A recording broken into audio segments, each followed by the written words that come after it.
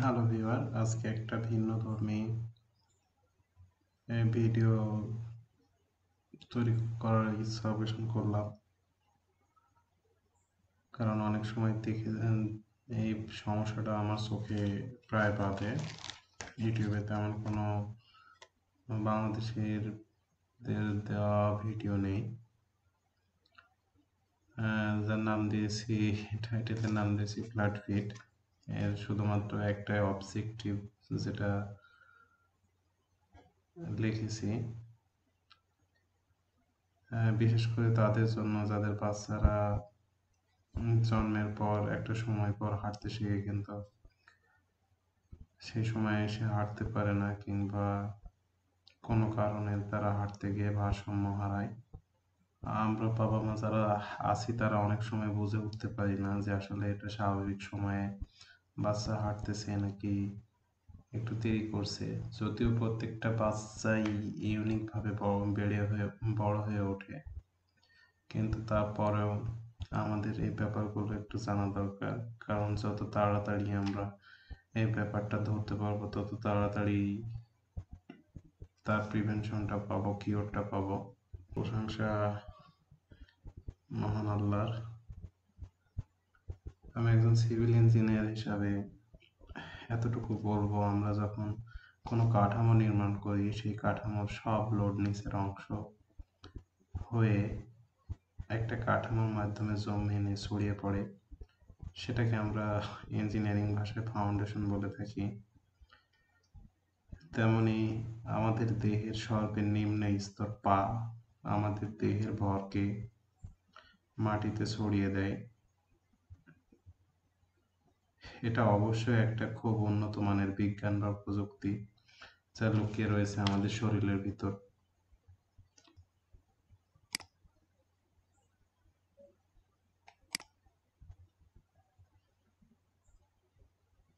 Flat ফিটের ব্যাপারে আমরা জানবো। কেন ফ্ল্যাট ফিট হয় সেই ব্যাপারে জানার চেষ্টা করব। কি কি ধরনের ফ্ল্যাট ফিট হতে পারে তার একটা সাধারণ ধারণা নিব। কারণ এই একটা ব্যাপক অনেক লম্বা ভিডিও হবে যদি ফ্ল্যাট ফিট সম্পর্কে বলি, আর ডাক্তাররা বললে তো আরো অনেক লম্বা ভিডিও হবে। ফ্ল্যাট ফিটের ট্রিটমেন্টটা কিভাবে নিতে পারি সেটা দেখবো ইনশাআল্লাহ। প্লেস অফ ট্রিটমেন্ট কোথায় কোথায় এই ট্রিটমেন্টগুলো দেওয়া যেতে পারে সেটা দেখবো। ছবি দেখে বুঝতে পারতেছেন আমাদের এই পা যা জটিলতম অংশের মধ্যে একটা, যেখানে 26টা বোন রয়েছে, 26 বোন, 33 জয়েন্ট অ্যান্ড 100 প্লাস মাংসপেশি দ্বারা গঠিত। আমরা আর্চ ব্রিজ দেখে থাকবো। পায়ের পাতার দিকে লক্ষ্য করলে দেখতে পাবো তেমন একটি নতুন সেতুর মতন আর্চ রয়েছে। এখানে দেখা যাবে ছবিটিতে, এখানে একটা আর্চ রয়েছে, এখান থেকে ব্রিজ, ঢেউ খেলানোর মতো অনেকটা। এটা ফ্লেক্সিবলও হতে পারে, হার্ড হতে পারে। আর এই কারণে হাঁটা চলাতে সমস্যা বা ভারসাম্যহীনতা হয়ে পড়ে, জাম দিতে না পারা ইত্যাদি লক্ষ্য করা যায়। যদি এটা না থাকে, এখানে ফ্ল্যাট ফিটটা লক্ষ্য করেন, এখানে সমান ভার দেওয়ার পরে, আর এখানে ভার দেওয়ার পরেও সমান না, এখানে একটা ব্রিজের মতন কাজ করতেছে, যেখান থেকে লোড ট্রান্সফার হবে, ভার ট্রান্সফার হবে সম্পূর্ণ এরিয়া জুড়ে জমিনে, মাটিতে। এখানে দেখেন সেন্টারটাকে মাছ দিয়ে আছে, কিন্তু এখানে সেন্টারটা একটু বাকিয়ে গেছে, যেটাকে আমরা ফ্ল্যাট ফিট বলতেছি। ফ্ল্যাট ফিট বা ফ্ল্যাট ফুট লক্ষ্য করি যে ফ্ল্যাট ফিট বুঝতে পারি যে জমিনে পায়ের পাতা জমিনের সাথে সমান হয়ে যায়। যখন আমরা দাঁড়াই তখন জমিনের সমান হয়ে যায়, হাঁটতে গেলে সমান থাকে, কোনো আঁচ থাকে না। 5-7 বছর বয়সের মধ্যে সমান আঁচ ফুটে ওঠে। তবে দেখা যায় যে 10 জন বাচ্চার মধ্যে 2 জন বাচ্চা আঁচ গঠিত হয় না, ফলে প্রাপ্তবয়স্ক অবস্থায়ও সমস্যায় ভুগতে হয়। ফ্ল্যাট ফিট কি ধরনের হতে পারে সে সম্পর্কে একটু জানার চেষ্টা করব। রিজন অফ ফ্ল্যাট ফিট: বিভিন্ন কারণে ফ্ল্যাট ফিটটা হতে পারে। তার ভিতরে আমি একটা মার্কিং করে রাখছি নিউরোলজিক্যাল অ্যান্ড মাসকুলার ডিজিজেসের কারণে।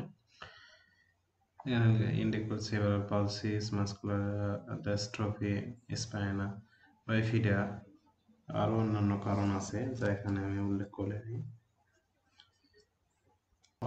এটা আমরা বাচ্চাদের ক্ষেত্রে সম্ভবত ফ্লেক্সিবিলিটি বেশি দেখি, যেটা দাঁড়ানো অবস্থায় আর্চ অদৃশ্য হয়ে যায়, কারণ শরীরের ভর যখন পায়ের উপরে আসে তখন পাটা ফ্লোরের সাথে কিংবা যে জায়গায় দাঁড়াবে সেই জায়গাটা সমান হয়ে যায়, এবং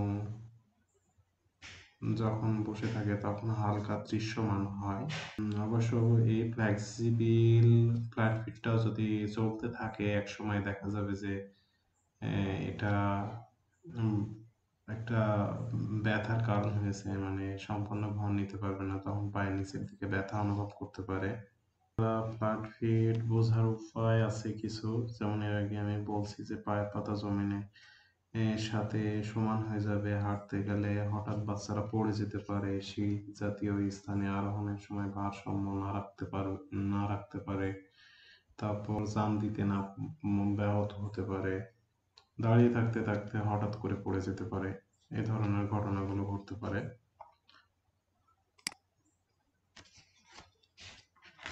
তারপরে ট্রিটমেন্টটা কিভাবে দেওয়া যায়।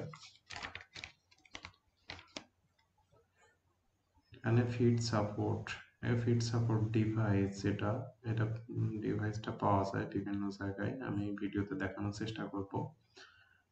লাইফস্টাইল চেঞ্জ, মানে যাদের শরীরে অধিক ওজন আছে, এটা বিশেষ করে বড়দের এবং বাচ্চাদের ক্ষেত্রেও হতে পারে, অনেক বাচ্চার ওজন বেশি থাকে, সে ওজনটাকে কমিয়ে দেওয়া। মেডিকেশন বলতে যদি পায়ে ফ্ল্যাট ফিটের কারণে চলাফেরা করতে যদি পায়ে ব্যথা অনুভূত হয় কিংবা কোনো অসুবিধা হয়, তখন সেটার ব্যাপারে কোনো ড্রাগ দেয়া। তারপরে ফিট সার্জারি, যদি উল্লেখযোগ্য হারে পায়ের হাড় সামঞ্জস্য দেখা দেয় এবং নন সার্জিক্যাল যে সকল চিকিৎসাগুলো আছে চিকিৎসায় ব্যর্থ হয়, তবে অস্ত্রোপচার করা লাগতে পারে, যেমন যেটাকে আমরা সার্জারি বলতেছি। তারপরে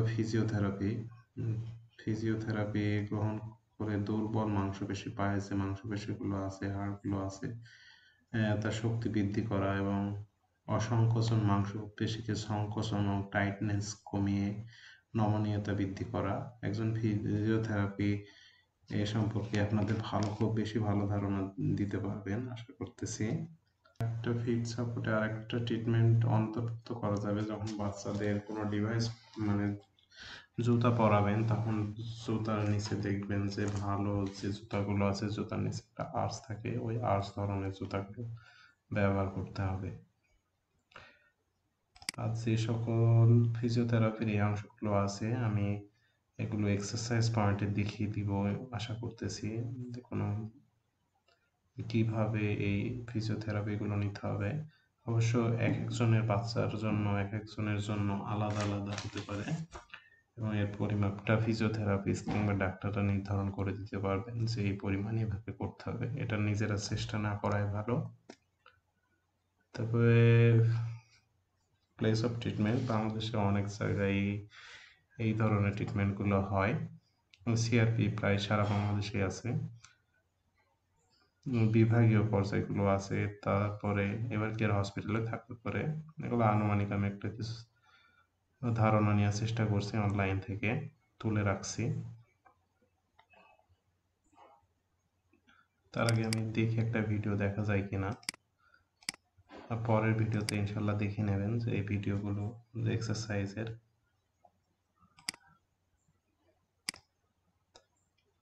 আমি এখন এই ভিডিওটা আমার মোবাইলে রেকর্ড করা ছিল, আমি এটা ফিনিশ করলাম, আমি এখন এটা প্লে করব। একটু হাঁটো, একটু দাঁড়াও তো, এখানে দাঁড়াও, একটু দাঁড়াও, দুই পা সোজা করে দাঁড়াও, বাচ্চাটাকে দাঁড়াতে বলা এখানে হচ্ছে। দাঁড়াও। হুম, দাঁড়াও দাঁড়াও, হ্যাঁ এভাবেই দাঁড়িয়ে থাকো। এই দেখুন পায়ের সেন্টারটা একটু বাঁকা হয়ে গেছে। 6 মাস একটা ডিভাইস সাপোর্টে ছিল এবং ফিজিওথেরাপির মাধ্যমে ছিল। এই পরিমাণটা আরো বেশি ছিল, অনেকটা কমে আসছে। সময় এখানে ব্যাহত হলে হাঁটুতেও সমস্যা হতে পারে এবং হাঁটুর থেকে কোমরেও ব্যথা হতে পারে। এখন ওদিকে সরে বসে তো পায়ের তালু আঁচটা সমান, ফ্লেক্সিবল যেটা বলছিলাম, হালকা দেখা অন্য যাচ্ছে পায়ের আর্চ, তালু আরো সমান। এটাতে আর একটু বেশি দেখা যাচ্ছে। ফ্ল্যাট ঠিক করার জন্য আছে, গরমের ভিতরে পড়া যায়, শীতের ভিতরে পড়া যায়। এই একটা ডিভাইস পায়ে এটা যে আঁচানোর জন্য ডিভাইসটার কথা ডিভাইস বলছিলাম, দিয়ে এটা সেই থাকেন যারা ডিভাইস। কাজ করেন এই ব্যাপারগুলো নিয়ে। এটা হালকা একটা মোজা, ডিভাইসটা পড়তে হবে। পাতলা মোজা যেন গরমে পরা যায়, কারণ তারপর এখানে দুইটা ডিভাইসটা পরে স্টেপ নিতে আছে, হবে। স্টেপ লাগিয়ে দিতে হবে টাইট করে। এগুলো সরাসরি এমএপে কিনতে পাওয়া যায় না, এগুলো কাস্টিং করে নিতে হয় বাচ্চার কন্ডিশন অনুযায়ী। ইন্ডিভিজুয়াল বাচ্চার জন্য ইন্ডিভিজুয়াল হবে। এখন ডিভাইস দুটো পড়া হয়ে গেছে, ডিভাইস দুটো পরে নামতে হবে, পরিধান করতে হবে। জুতো প্রয়োজন হবে। এই যে দুইটা জুতা, এই দুইটা পড়তে হবে। এই দুইটা স্টেপগুলোর সাথে আবার জোড়া দিয়ে নিতে হয়। এই স্টেপগুলো জোড়া নিজেরাই দিয়ে নিতে হয়, আর যদি হয়ে যায় তো হয়ে গেল। এই যে এই স্টেপ। এখানে আচ্ছা, বা এক পা দাও তো।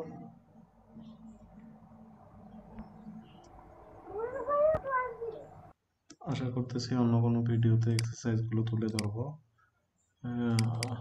এই ভিডিওটি আশা করতেছি নতুন পিতামাতার জন্য ভালো ভালো কাজে আসবে এবং জানতে পারবেন এবং বাচ্চার আর্লি ট্রিটমেন্ট নিতে পারবেন। আপনাদের সকলের বাচ্চার সুস্বাস্থ্যতা কামনা করতেছি এবং সকলের সুস্বাস্থ্যতা কামনা করে ভিডিওটি শেষ করছি।